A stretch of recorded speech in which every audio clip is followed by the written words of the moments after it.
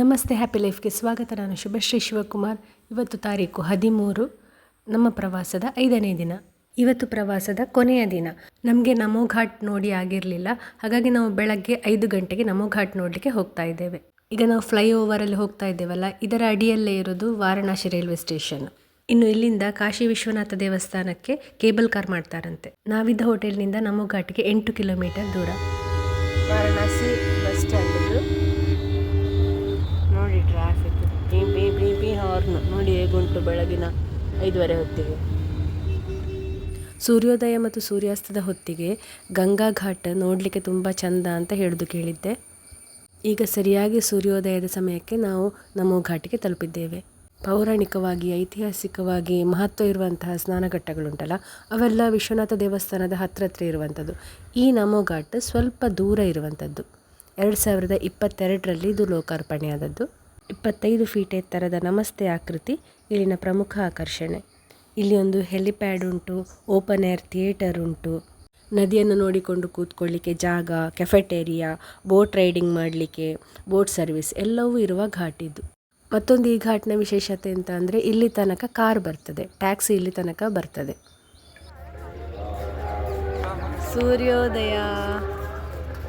ಸೂರ್ಯೋದಯದ ಸಮಯಕ್ಕೆ ಗಂಗೆಯ ದೃಶ್ಯ.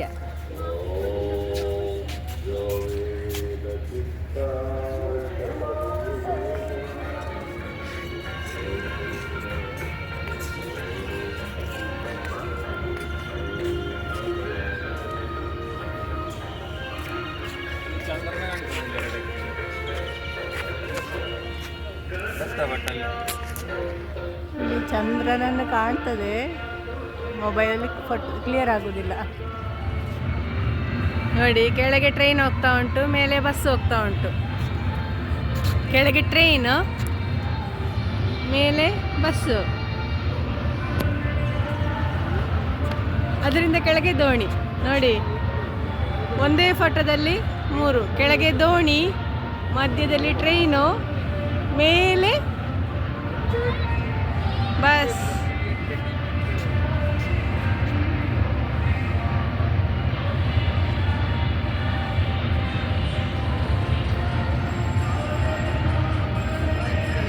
ನಮೋ ಘಾಟ್ನಲ್ಲಿ ಕಾಣುವ ದೃಶ್ಯ ಇದು.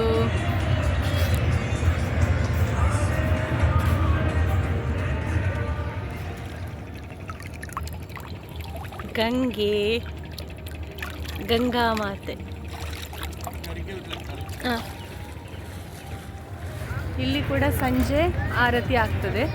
ಕಾಶಿ ವಿಶ್ವನಾಥ ಮಂದಿರದ ಲೆಕ್ಕದಲ್ಲಿ ಇಲ್ಲಿ ಆಗೋದು ಆರತಿ. ಕಾಶಿ ವಿಶ್ವನಾಥನ ದೇವಸ್ಥಾನ ಎಲ್ಲೆಲ್ಲೋ ಮುಂದೆ ಇರ್ಬೋದು, ಒಂದು 5-6 ಕಿಲೋಮೀಟರ್ ಮುಂದೆ.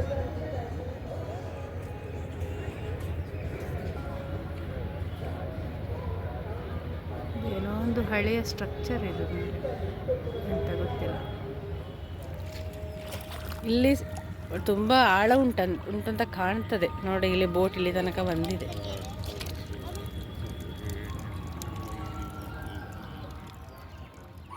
ಸೂರ್ಯೋದಯ ನೋಡಲಿಕ್ಕೆ ಚಂದ, ನದಿ ತೀರವೂ ಚಂದ, ಅದರಲ್ಲೂ ಗಂಗಾ ತೀರ, ಎಲ್ಲವೂ ಸೇರಿದರೆ ಈ ಚಂದವನ್ನು ವರ್ಣಿಸಲಿಕ್ಕೆ ಸಾಧ್ಯ ಉಂಟಾ? ಈಗ ಒಂದು ದೋಣಿ ವಿಹಾರ ಹೋಗಬೇಕಿತ್ತು, ಆದರೆ ನಮ್ಮ ಹತ್ರ ಸಮಯ ಇಲ್ಲ. ಇಲ್ಲಿ ಮಕ್ಕಳಿಗೆ ಆಟ ಆಡುವಂಥದ್ದೆಲ್ಲ ಉಂಟು, ಟಾಯ್ ಟ್ರೈನ್ ಎಲ್ಲ ಉಂಟು.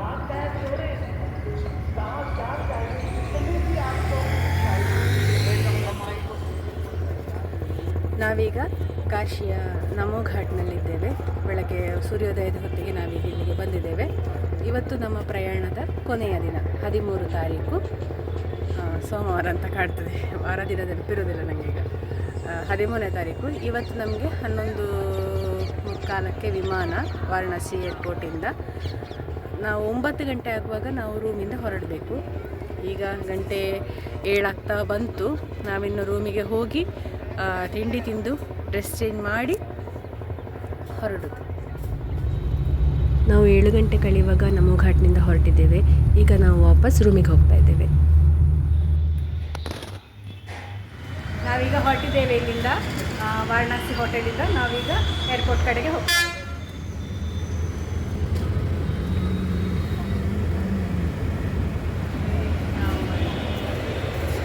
ಇಲ್ಲಿ ಒಳ್ಳೆ ಸ್ವೀಟ್ ಸಿಗ್ತದೆ ಅಂತ ಹೇಳಿದ್ದಾರೆ. ಹಾಗೆ ನಾವು ಟ್ರೈ ಮಾಡುವ ಒಮ್ಮೆ ಅಂತ ಬಂದಿದ್ದೇವೆ. ಇಲ್ಲಿ ಶ್ರೀರಾಮ್ ಭಂಡಾರ್ ಮಧುರಾಧಿಪತಯೇ ರಖಿಲಮ್ಮ.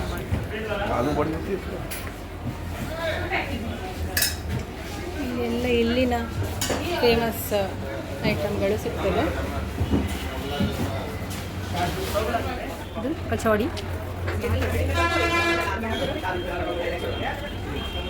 ಇದು ಕಚೋಡಿ, ಅದು ಕಚೋಡಿ.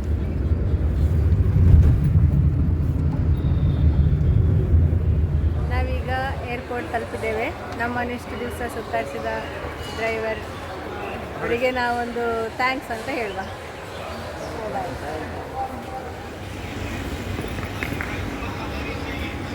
ವಾರಣಾಸಿ ಏರ್ಪೋರ್ಟ್. ಬ್ಯಾಗೇಜ್ ಡ್ರಾಪ್ ಮಾಡಿ ಹೋಗ್ತಾ ಇದ್ದೇವೆ ಇಂಡಿಗೋ ಏರ್ಲೈನ್ಸ್.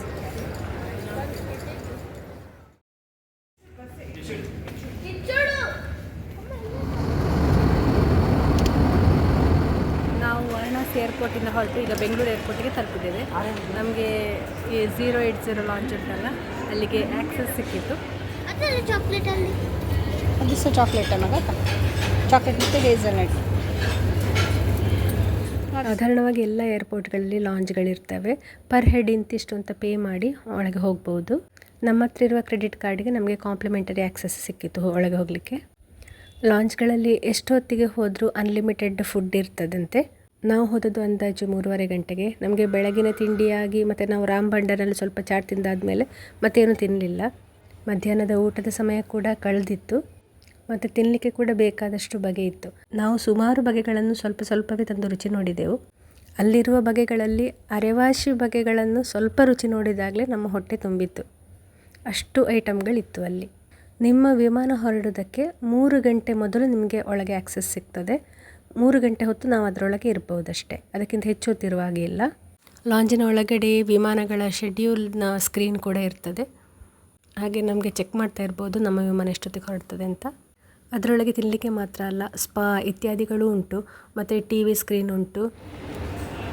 ಇಲ್ಲಿಗೆ ವರ್ಕ್ ಸ್ಟೇಷನ್ ಉಂಟು, ಕೆಲಸ ಮಾಡಬೇಕಿದ್ರೆ ಕ್ಯಾಬಿನ್ ಉಂಟು. ಇಲ್ಲಿಗೆ ಕೂತ್ಕೊಳ್ಳಿಕ್ಕೆ ಸಹ ಜಾಗ ಉಂಟು. ಮತ್ತು ಇಲ್ಲಿ ಹೀಗೆ ತಿಂಡಿ ತಿನ್ಬೋದು. ಆಚೆ ಬದಿಯಲ್ಲಿ ಸಹ ಉಂಟು. ಈಗ ನಾವು ನಮ್ಮ ಗೇಟ್ ಹತ್ರ ಹೋಗ್ತೇವೆ. ಗೇಟ್ ನಂಬರ್ 43 ನಮ್ಮ ಮಂಗಳೂರಿಗೆ ಹೋಗುವ ವಿಮಾನ ಬರ್ತದೆ. ಅಲ್ಲಿಗೆ ಹೋಗ್ತೇವೆ.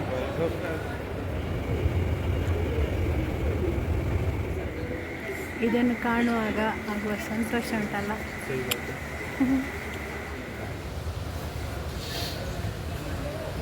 ಇಲ್ಲಿ ನೋಡಿ, ಫ್ಲೈಓವರ್ನ ಮೇಲೆ ಗಿಡಗಳು ಮಾಡಿದ್ದಾರೆ. ಅದನ್ನು ನೋಡಿ ನನ್ನ ಹಸ್ಬೆಂಡ್ ಹೇಳೋದು, ಈಗ ಅಡಿಕೆ ತೋಟದ ಮೇಲೆ ಇನ್ನೊಂದು ಅಡಿಕೆ ತೋಟ ಮಾಡಿದೆ ಅಂತ.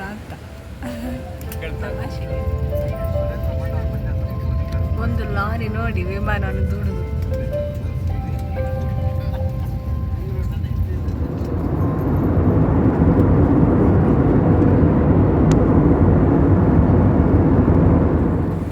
ನಾವೀಗ ಮಂಗಳೂರಿಗೆ ತಲುಪಿದ್ದೇವೆ. ಈಗ ಗಂಟೆ 7:15. ಇಲ್ಲಿಗೆ ನಮ್ಮ ಕಾಶಿ ಅಯೋಧ್ಯೆ ಪ್ರವಾಸ ಮುಗಿಯಿತು. 5 ದಿನದ ಪ್ರವಾಸವನ್ನು 8 ಎಪಿಸೋಡ್ ಮೂಲಕ ನಿಮಗೆ ತೋರಿಸಿದ್ದೇನೆ. ನಿಮಗೆ ಕೆಲವರಿಗಾದರೂ ಇದರಿಂದ ಏನಾದರೂ ಪ್ರಯೋಜನ ಆಗಿರ್ಬೋದು ಅಂತ ಅಂದ್ಕೊಳ್ತೇನೆ. ವಿಡಿಯೋವನ್ನು ಕೊನೆ ತನಕ ನೋಡಿದ್ದಕ್ಕಾಗಿ ಧನ್ಯವಾದಗಳು.